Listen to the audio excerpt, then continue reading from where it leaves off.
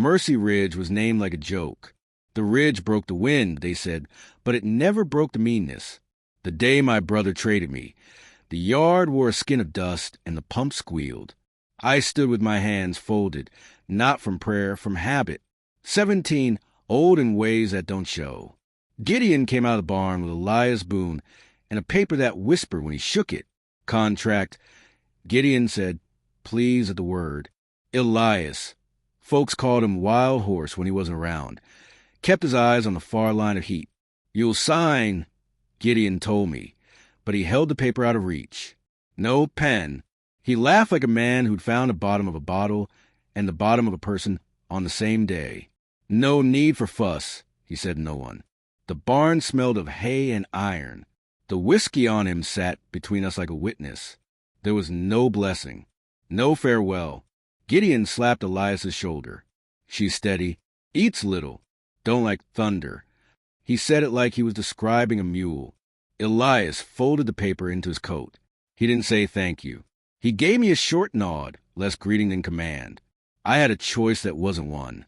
Stay and let Gideon's laugh shrink me, or move and keep the part of me that could still answer to my own name. I picked up my sack, 2 dresses, a needle roll, my mother's thimble, and climbed into the wagon. The seat was splintered. The board sighed like they'd been made to carry grain, and got a girl instead. I didn't look back. The men in the yard hooped about a warranty. The word stuck like a burr. Elias swung into his saddle, as if the ground bored him. He rode beside the wagon, not close, not far. His horse flicked an ear toward me. I felt more noticed by that ear than by any man in Mercy Ridge. We rattled past the church with its peeled paint and the sheriff's office with its window cracked for heat. Sheriff Harlan lifted his chin and set it down again. The law could see and not see in a breath. The road climbed, and the wind learned new ways under my shawl. A gust took it off my shoulder. I grabbed it back. He didn't offer help. He didn't offer harm either. We rode in a silence that felt like a rule. By sundown, the wheels found a rhythm that sounded like words. You belong to no one. I said it until the thought quit trembling. The first star showed. Elias's shadow kept pace with mine in the dust. Fear settled into something colder and clearer, like water you can see the bottom of. We stopped because darkness said so. He tied his horse and set a canteen on the wagon seat between us. Water, he said. First word all day. Not kindness, provision. I drank and passed it back. Mara, I said, to hear my name living, not printed. He nodded once and sat a few paces off. If he meant to own me, he didn't sit like an owner. If he meant to save me, he kept it to himself. Night came down. I slept with dust in my teeth and my hands folded the way you do when you're trying not to shake. In the morning, there would be rules. But that first night, on the edge of what I had been, I made a small, stubborn choice. I would move when I chose, even if choosing was only the difference between saying nothing and the sound of my own feet. The cabin leaned into the wind, like it had made a bargain to stay standing. A canyon opened its mouth and breathed cold. The door stuck. The latch was a loop of rawhide. The hearth was a black crescent. He set kindling like he'd done 1,000 times and struck a spark. Fire came small and stubborn. I crouched, palms out, grateful in a way that did not require permission. He took inventory of absence. A peg for a hat. A table with a crescent gouge. A shelf with 3 tins and no labels. He stood near the door, ready to leave even inside his own home. We're clear, he said, voice dry from road dust. You'll cook, you'll clean. I'm gone most days. You'll stay inside. The words fell on the floor between us like tools. I nodded because there wasn't another language available. Consent sat somewhere else entirely, out past the rim of the canyon. If he noticed the difference, he didn't chase it. He unrolled 2 bedrolls and put them in opposite corners like we were 2 storms a room had to brace for. He slid a knife under his pillow, habit more than threat. He didn't offer food. I didn't ask. My stomach had learned quiet from years with Gideon. When the fire settled, I set the coffee pot, measuring with my palm the way my mother taught me. He watched like a scout, not a judge. I placed a tin cup upside down to keep ash out. He turned it upright, filled it, drank without looking at me, and set it back with the handle facing my right hand. That detail felt like a sentence we hadn't spoken. Inside, the floor complained when the wind shifted. I laid my shawl over the bedroll. The blanket smelled of horse and smoke. I thought about my body as a house I could lock on the inside, and tried the latch. "Day start before sun," he said. "Don't touch the west fence. It's rotten. Leave the gate on the third notch. If riders come, you don't answer. And if you don't come back—" The question surprised even me. He paused. "I generally do." Not comfort, not threat, just a fact he'd carried long enough to trust. We slept like strangers who had agreed to guard different walls. My corner had a crack, where moonlight found the floor. I counted breaths and splinters.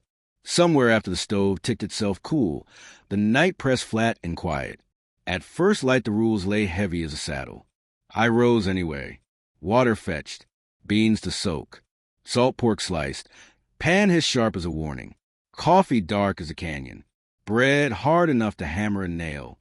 He came in from the yard already dusted, took the cup, ate standing, belt half buckled, eyes on the door. "You don't have to like me," I said, soft, surprised myself. "But I won't be something kept." He met my eyes, and for a heartbeat I saw not a buyer but a man calculating weather. "Stay inside," he said, not harsher, just the same. Then he was gone to saddle and distance. Hoofbeats fell away. The canyon breathed. I wiped the tin plate, turned the cup upside down again, and set the broom where it could learn my hand. The house felt like a creature unsure of me, but willing to try. I kept moving, because stillness had always looked too much like surrender. Days stitched by chores until the cabin learned my rhythm and offered one back.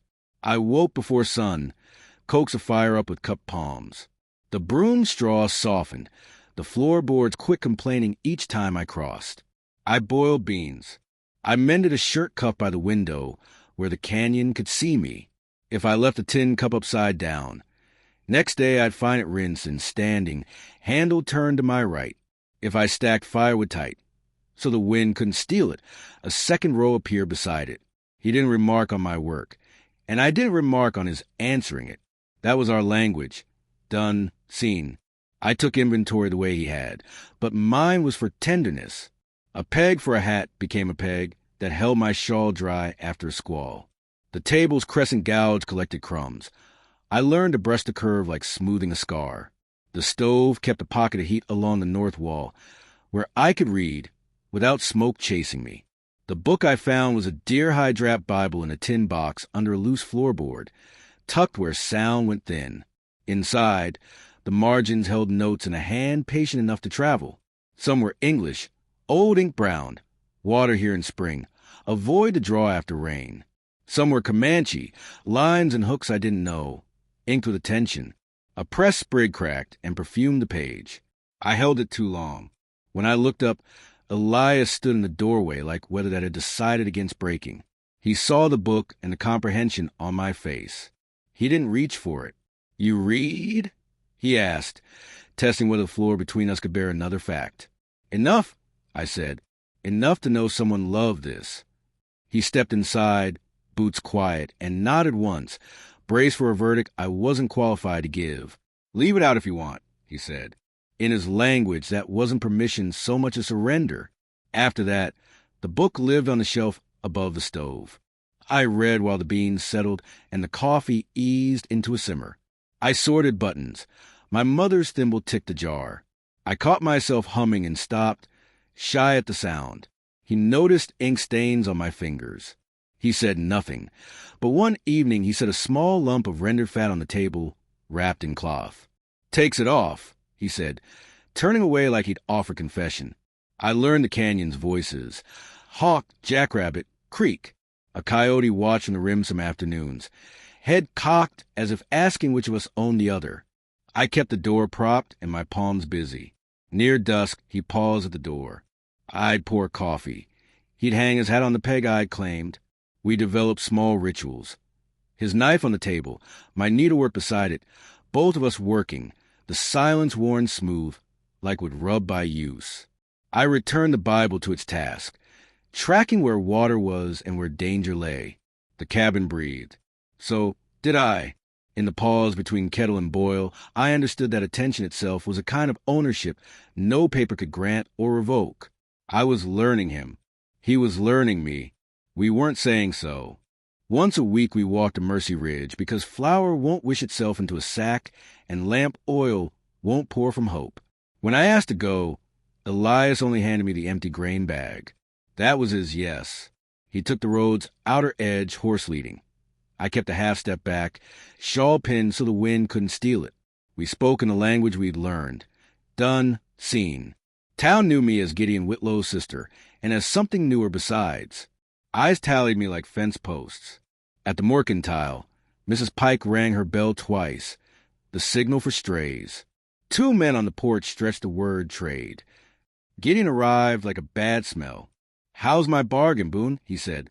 "She holding value?" He said it to Sheriff Harlan, who leaned on a post like law was tired. Elias didn't answer. He set coffee beans, salt, a twist of wire on the counter, and laid coins with a care louder than any defense. I stood by the scale. Gideon tipped his hat without lifting it. "Smile for your owner," he said, soft enough to pass as kindness and hard enough to bruise. The sheriff's gaze slid off us and latched onto a cloud. Shame rose, heated and hardened. I did not smile. The needle settled. Mrs. Pike counted our change like each coin wished it elsewhere. Elias held the door and stepped aside so I could pass first. It didn't fix anything, but it was mine to step through. Gideon called after us, "Bring her back when you're done," and laughter broke like bottled glass. We took the road home under a west gone black. By the cabin, lightning stitched the rim of the world. Elias ducked into the lean-to and returned with a cedar box. He set it by my cup and opened it like it held a fragile thing. Inside lay good tobacco, dark and cut fine. "For trading," he said, which meant, "I saw what they did to you," which meant, "Take back ground in the only currency Mercy Ridge respects." I shut the lid and laid my palm over it the way you quiet a spooked horse. "Thank you," I said, and the words did not cost my pride. They paid it back. The storm broke like a held breath. We stuffed a towel along the door seam, slid bowls under the leak. Thunder came down the chimney and sat with us. He stood near, shoulder close, not touching. A flash and crack arrived together. I startled to spite myself. "Don't like thunder," he said, recalling Gideon's inventory spoken over me like a bill of sale. No T's in it. Only the note of a man picking up a thing and deciding not to throw it. "I'm learning," I said. We worked quiet, him mending a strap, me shelling beans into a bowl loud as rain. After a while he nudged my chair an inch nearer the heat with his boot. I let it happen.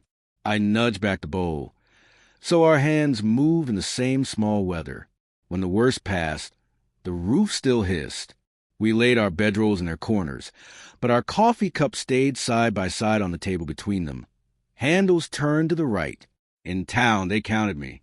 In the storm, I counted us. After that, the rituals wore intention. My cup by the door where he'd find it first. His day's catch left on the table with a knife laid true. Not tenderness. Not yet just a decision to be less alone inside the same weather. Sheriff Harlan came at noon, when heat made the air wobble. He didn't hitch his horse. Message received. He wasn't staying. Hat tipped to the canyon, then to me, then to Elias. "Just checking on folks," he said, which meant trouble taking attendance. He stood on the porch plank. That doesn't squeak. "You settling in, Mara?"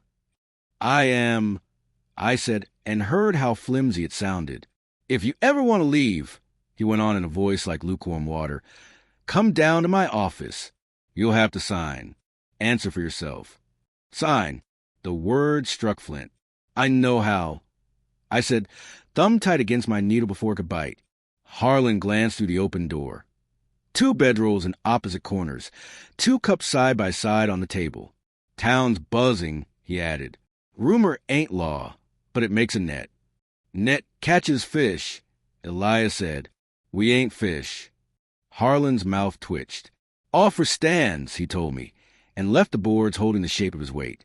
After he was gone, we sat on the step, our hands width apart, like 2 pages pressed together. The question that had paced my ribs finally spoke. Why'd you take me? Elias rubbed his jaw, finding the edges of the words. They were laughing, he said. About you, about the paper. I'm cruel. He let it sit, didn't flinch. Just not to those who don't deserve it.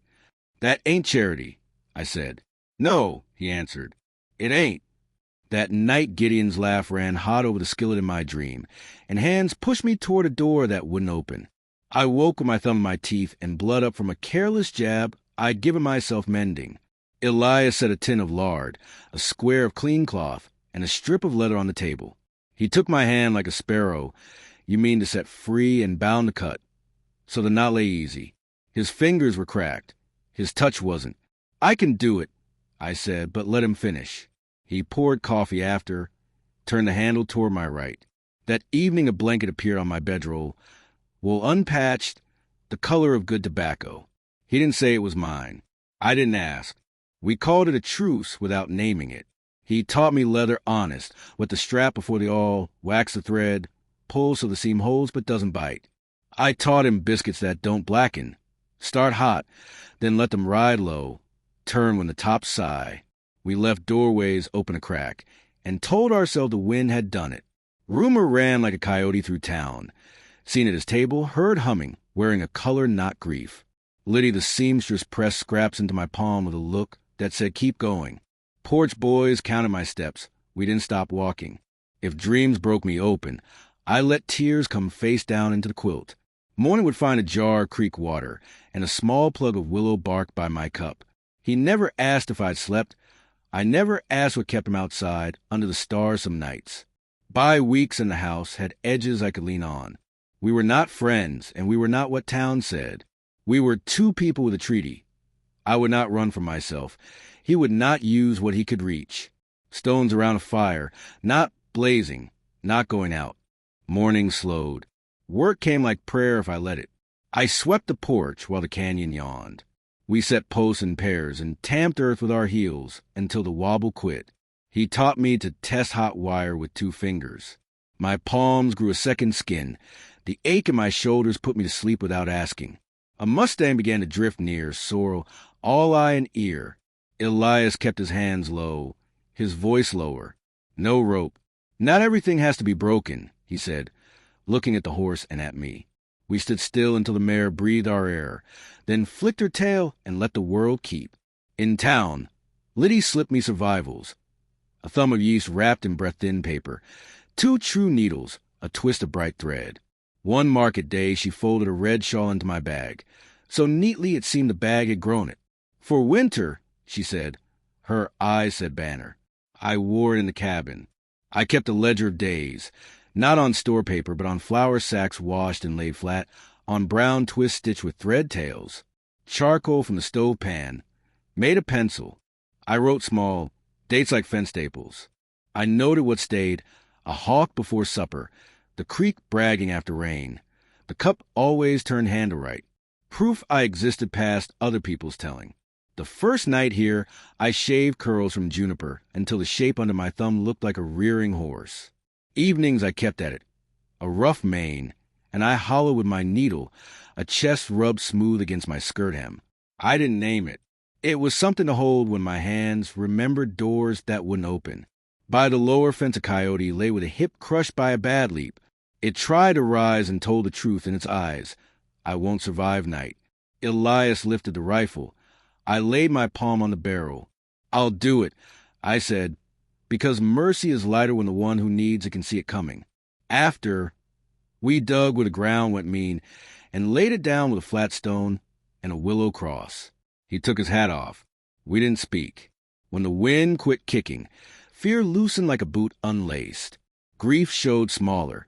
A catch in my breath when the kettle sang. The press of my cheek to the red shawl. A hum when I forgot to be careful. One afternoon, darning a sock, tears came steady and uncomplicated. I let them. He climbed the steps, saw, and made silence wide enough for me to use. We left offerings, small vows you could step over if you wished. He set sal by my cup when my knuckles split. I tucked honeycomb near his plate. When the bees got generous, he silenced the pump. I oiled his saddle. Sometimes we spoke. Mostly we didn't. The room held our decisions. At night, I wrote with charcoal. Today the sorrel took 2 steps closer. Today my hands did not shake pouring coffee. I set the carved horse on the shelf, 4 legs high, a sign for what I could not yet ask for out loud. Presence became our practice. If he sat, I didn't flee. If I stood, he didn't flinch. We listened for the kettle's first hum, the one you miss if you talk too loud. We watered roots, not leaves. We accepted what the other set down without oath or invoice. Dignity came like fence posts, one, then another, until the field knew its shape. Smoke showed at dawn where the canyon lifts into the flats, a smudge the color of old bruises. Birds went quiet like they'd met a law. I stepped onto the porch and felt the ridge listening. Elias followed my gaze, saddle fast, hand saying a prayer made of buckles. Stay inside, he said, more habit than command. He rode out at a lope, a moving mark on the rim, and then a period. The quiet that followed had teeth. I set the coffee to thinking and cleaned the rifle, oiled the cloth, eased the bolt, breathed until the barrel remembered shine. I wore the red shawl, because courage sometimes needs a costume. He came back before the sun slid. Gideon, he said, 2 with him, asking about a paper. He set his hat down, brim up, says you're his property returned for fault. I felt the rough cut of Gideon's laugh. Fury rose, so clean it was almost cool. I'm not something you keep in a house, I said, before he could shape the order waiting in his mouth. He checked the sentence like a man testing a fence for slack, then nodded. All right. He slid the rifle to me. Then we sit. We set for night. Ammunition in a saucer. Water by the door. Coffee black enough to lean on. He took the chair angled to the window. I took the floor where the crack shows a sliver of approach. The carved horse watching the shelf. 4 legs lifted like a small defiance. Fear came early and tried the latch. I let it knock and kept my hand steady. The canyon breathed cold. Coyotes stitched the distance. Elias drew his knife along a strap in slow pulls. We didn't say Gideon's name. We already knew it. Midnight drew a line you could feel. I poured coffee. He drank without taking his eyes from the dark. When the wind shifted, smoke traced the doorframe. I counted heartbeats between owl calls. He matched me without meaning to. 2 watches, 1 horizon. Sorrel's restless. He said around 2. Smells riders. His hand lay loose on the rifle. I flexed my fingers until the ache left them. It did. If they come before light? I asked. We speak once, he said. Then we do what's left. What's left? I echoed and felt the shape of that door. We waded into that shade that isn't fully dark or day. Dawn unspooled like someone forgiving us in thin strips. I pictured the barn and the paper and the laugh that thought it had made a cage. I pictured the Mustang lowering her head to breathe our air, the shawl bright as a flag that belonged to me. The coffee went cold but held its ground. His shoulder brushed mine when he shifted. I didn't flinch. Respect used to feel like a thing you beg. In that hour, it felt like a nod you give to yourself and to the one who sits in the dark with you. We kept vigil, rifles laid across our knees, choosing, not ordered, to meet whatever would test the door. The line we drew wasn't deep, but it was ours. When the first pale light touched the creek, I wasn't shaking. I was ready. Dawn bled up the canyon. 3 riders came, Gideon, Sam Carr, and a boy too green for his gun. They stopped where the track narrows. Gideon waved a paper. Faulty goods, he said. I'm reclaiming. Elias stood on the porch with the rifle easy in his hands. I was at the door, red shawl on, barrel low. No, Elias said. Ride away. I didn't sign, I told Gideon. I'm not yours. The boy moved first. Leather squeaked, brass flashed. Pride outran sense. 2 shots cracked together. Elias hit. The boy dropped. Sam's pistol jumped wild. A splinter kissed my shoulder. I breathed, found the sight, and put a bullet through his gun arm. He yelped and stared at me like the world had shifted under him. Gideon dug heels, knife up, coming fast to carve ownership into air. I stepped in close, swung the rifle but two-handed, and let years land. Bone gave. The knife fell. Gideon did too. Silence held. Sam looked from me to Elias to the boy. "Take him," I said. "Leave the paper." He dragged the boy across a saddle, blood ribboning the dust.